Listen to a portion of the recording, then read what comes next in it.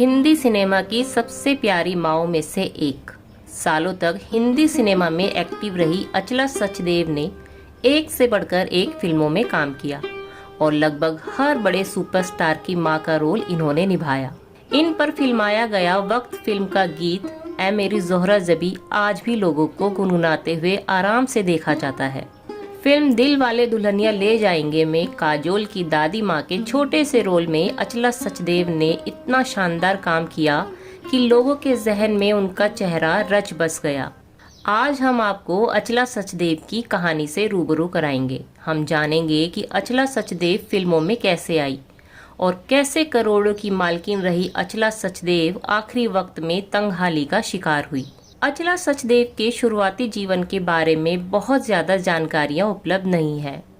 हम केवल इतना जानते हैं कि इनका जन्म 3 मई 1920 को पेशावर शहर में हुआ था। कहा जाता है कि अचला सचदेव जब महज 6 साल की थी तो इनके पिता की मौत हो गई थी। ऐसे में इनकी मां को इनकी और इनकी 3 बहनों की परवरिश करने में काफ़ी चुनौतियों का सामना करना पड़ा था।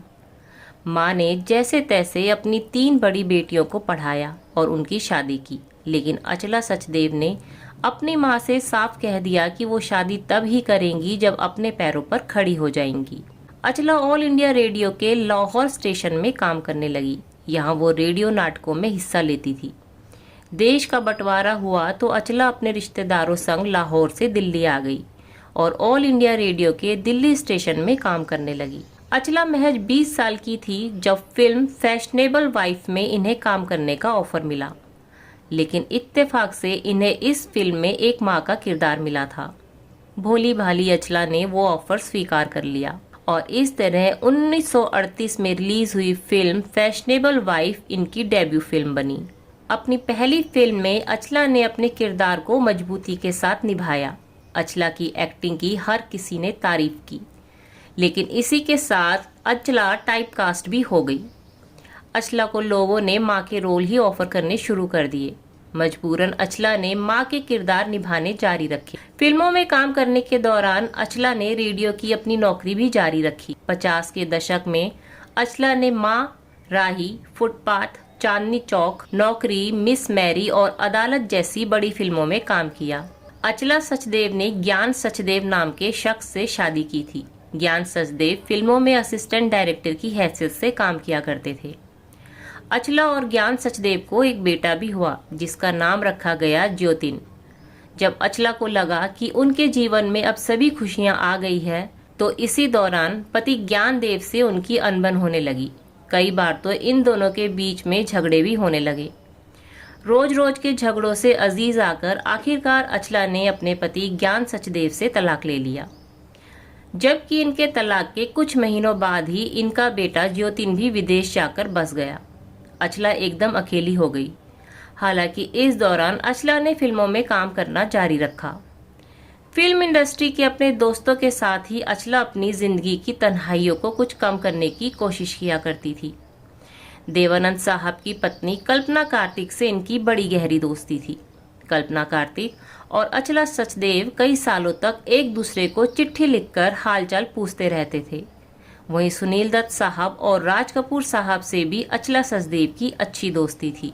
यूं तो मीना कुमारी से भी इनकी काफ़ी गहरी दोस्ती थी, लेकिन जब कुछ लोगों ने इन पर इल्ज़ाम लगाया कि ये मीना कुमारी के पैसों के पीछे पड़ी है तो मजबूरन अचला सचदेव ने मीना कुमारी से अपनी दोस्ती खत्म कर दी।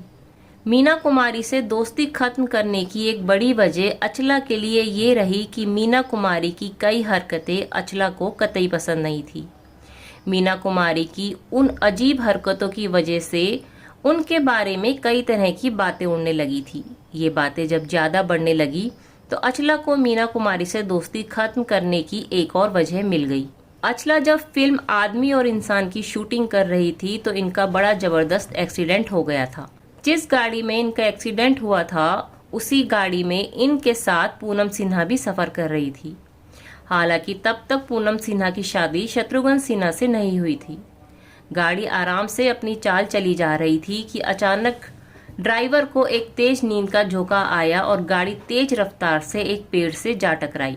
पीछे एक दूसरी कार में सायरा बानो और उनकी मां नसीम बानो आ रही थी। जैसे ही उन्होंने देखा कि अचला सचदेव की गाड़ी का एक्सीडेंट हो गया है तो फौरन उन्होंने अपनी कार रुकवा दी और अचला सचदेव और पूनम सिन्हा को हॉस्पिटल लेकर गई। अपने कई साल लंबे करियर में अचला सचदेव ने यूं तो कई तरह के किरदार निभाए, लेकिन ये मशहूर केवल माँ के रोल निभाने के लिए ही हुई। हालांकि माँ के किरदार को भी इन्होंने कई रंग रूपों में पेश किया। फिल्म दिल वाले दुल्हनिया ले जाएंगे में इनका निभाया दादी माँ का किरदार भला कौन भूल सकता है। लेकिन एक वक्त ऐसा भी आया जब इन्होंने फिल्मों में काम ना करने का फैसला कर लिया। फिल्मों में काम ना करने का फैसला लिया था इन्होंने एक नाराजगी के चलते। दरअसल फिल्मों की शूटिंग के दौरान अचला सचदेव तो वक्त से सेट पर पहुंच जाती थी, लेकिन हीरो हीरोइन अक्सर लेट आते थे। ऐसे में डायरेक्टर पहले हीरो हीरोइन के सीन शूट करता था और इस वजह से इन्हें काफी इंतजार करना पड़ता था। अचला इसी बात से परेशान थी और आखिरकार इन्होंने एक दिन फिल्मों में काम ना करने का फैसला कर लिया। अचला सचदेव की निजी जिंदगी की बात करें तो ये तो हमने आपको पहले ही बता दिया कि इनकी शादी नाकामयाब रही और पहले पति से इन्होंने तलाक ले लिया था।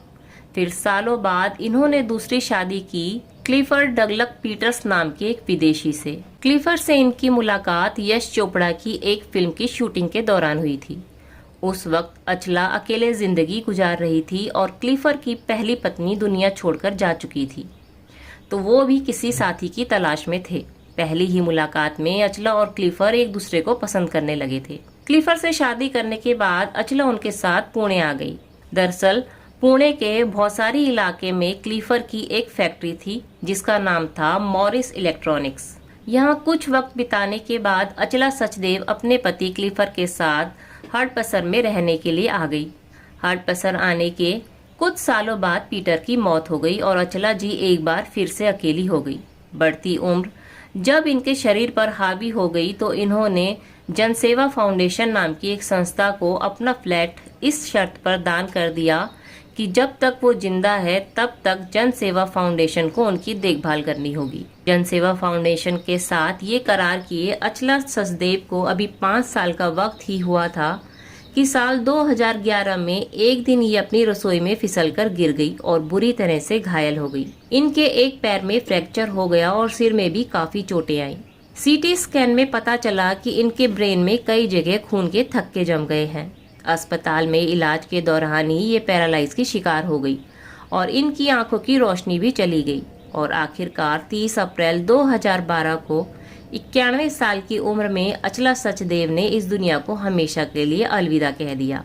अचला सचदेव की मौत की खबर को मीडिया ने प्रमुखता से दिखाया और बताया, लेकिन जिस फिल्म जगत में अचला सचदेव ने अपनी आधी से ज्यादा जिंदगी गुजार दी, वहां से किसी ने भी उनके आखिरी सफर में हिस्सा लेने की जहमत नहीं उठाई। हालांकि अचला सचदेव का बेटा ज्योतिन अपनी मां की आखिरी विदाई देने अमेरिका से जरूर आया था।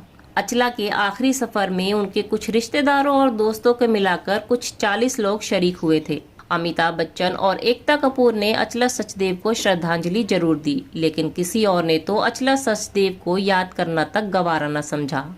अपनी ग्रेसफुल स्माइल से हिंदी स्नेह प्रेमियों को माँ के रिश्ते की खूबसूरती दिखाने वाली अचला सचदेव जिंदगी के आखिरी पलों में अकेलेपन से जूझती रही और अकेलेपन से लड़ते हुए ही जिंदगी से पीछा छुड़ाकर चली गई। हम अचला सचदेव जी को नमन करते हैं और फिल्म इंडस्ट्री में उनके योगदान के लिए उन्हें सैल्यूट करते हैं। अचला सचदेव जैसी दूसरी अदाकारा फिर कभी बॉलीवुड को नहीं मिली और कभी मिल भी नहीं पाएगी।